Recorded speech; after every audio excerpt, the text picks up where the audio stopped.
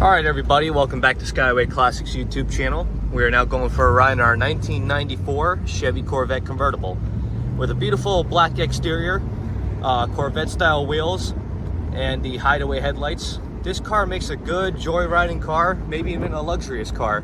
With the tan interior, it definitely makes a combination there. I especially like how it's leather and not cloth, so it'll never stink. Anyway, going to our performance here, as you can see, we have our stock cluster reading 70,000 miles from the odometer. Very nice addition there. Other than that, its power steering is pretty good. You can hear no whining.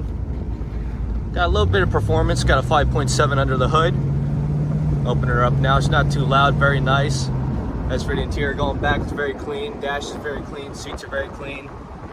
Anyway, now since we're coming up to a stop, we'll give you a little brake test. Pretty good brakes there. Other than that, seats, I like how it does have the adjustable seats, has the power windows.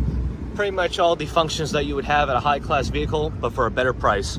If you'd like to see more cool cars, please visit skywayclassics.com. Take a look at our page. Anyway, now we're going to get this fine Butte turned around and up on the lift. Stay tuned to see the underneath.